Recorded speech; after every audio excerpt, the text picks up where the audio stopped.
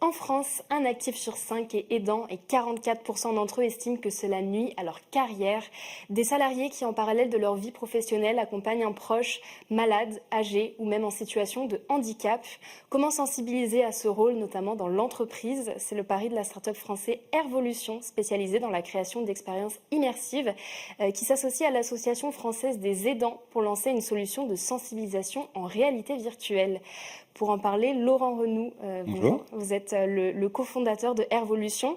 Est-ce que vous pouvez nous rappeler déjà ce qu'on entend par aidant et en quoi ça concerne aussi le monde de l'entreprise? Exactement. Donc, merci pour cette invitation. Donc, un aidant, c'est tout simplement une personne qui s'occupe d'un proche en perte d'autonomie, dû à la vieillesse, dû à la maladie, dû à l'handicap.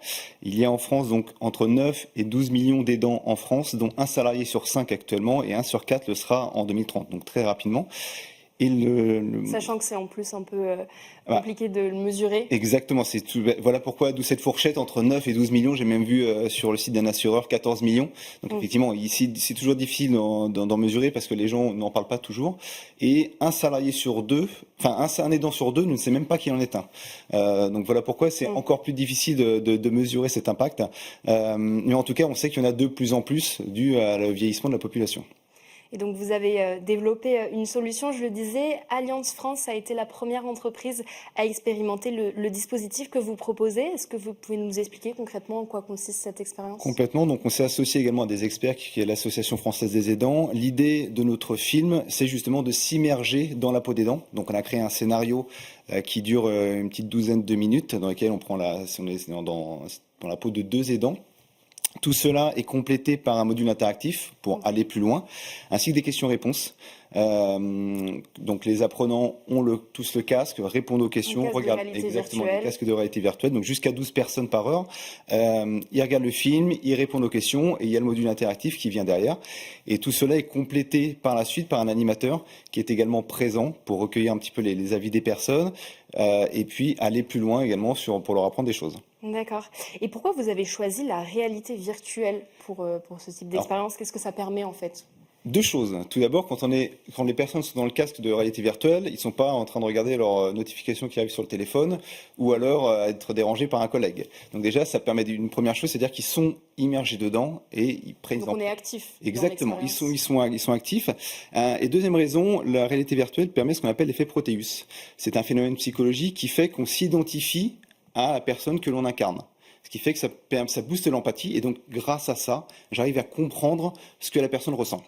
Et d'ailleurs, vous parlez d'identification, je crois même que dans l'expérience, en fait, c'est une histoire basée sur des faits réels, c'est ça? Avec des personnages, en fait, on suit un peu la vie des dents qui pourraient exister, même qui existent. Qui existent, c'est pour ça qu'on s'est associé à l'Association française des aidants et les retours qui en sont faits, c'est vraiment, j'ai l'impression d'être avec mon papa, en fait. Donc l'objectif est vraiment là, c'est s'identifier pour mieux comprendre les choses. Et justement, est-ce que les effets d'une telle expérience sont mesurables? On fait des mesures d'impact, exactement. Ouais. Alors on peut passer justement, donc on peut aller jusqu'à 12 personnes par heure, ce qui fait qu'on peut sensibiliser jusqu'à 84 personnes sur une journée entière. Et grâce aux questions-réponses, en fait, on fait une mesure d'impact, c'est-à-dire que les données, on les récupère et on les transmet ensuite aux entreprises en indiquant, sur ces 84 personnes qui ont été sensibilisées, il y en a un tel chiffre qui sont aidants. Tel chiffre ne connaît même pas les dispositifs. Donc ça permet également à l'entreprise de savoir exactement où ils en sont. Et est-ce que, donc là on a parlé d'une première expérience du coup avec Alliance France, est-ce qu'à terme vous imaginez déployer ce dispositif à grande échelle? L'objectif c'est effectivement de déployer à grande échelle. Donc Alliance France était le précurseur, était les premiers à le lancer, on a fait le lancement officiel chez eux mardi, je les en remercie. Évidemment d'autres mutuelles suivent le pas, je vais chez une mutuelle cet après-midi. Le secteur des complémentaires santé. Donc les complémentaires santé ont énormément, un rôle à jouer dedans parce qu'elles proposent des offres aux entreprises et puis également les entreprises dans le cadre pour les RH, pour la qualité de vie au travail. Forcément, c'est un enjeu pour les entreprises parce que on sait que les aidants, malheureusement, de par cette vie supplémentaire, ça entraîne de l'absentéisme, ça peut entraîner de la dépression, de la fatigue. Donc forcément, les entreprises doivent également s'emparer du sujet et elles s'en emparent. Elles proposent de plus en plus des dispositifs. Encore faut-il que les aidants également s'emparent de leurs dispositifs existants. Et pour ça, il faut eux-mêmes qu'ils sachent qu'ils sont aidants. Et rapidement, est-ce que vous envisagez d'autres dispositifs, d'autres expériences sur d'autres sujets de société? Évidemment. Ouais. L'objectif est d'en lancer plusieurs. Donc, il y en a un qui va être lancé avant la fin d'année. Un autre sera sur le début d'année prochaine. D'accord. On peut sait... pas, on peut pas trop on peut pas en dire dévoiler les plus. thèmes pour l'instant. On sait qu'il y a un impact. On sait que la réalité virtuelle a un vrai impact. Notre solution permet de sensibiliser une masse de personnes sur la journée. Donc, on peut en développer plusieurs. Merci beaucoup Laurent Renou. Merci à vous. Je rappelle que vous êtes le cofondateur de Airvolution. Tout de suite, on enchaîne avec notre grand rendez-vous cyber dédié à la souveraineté européenne.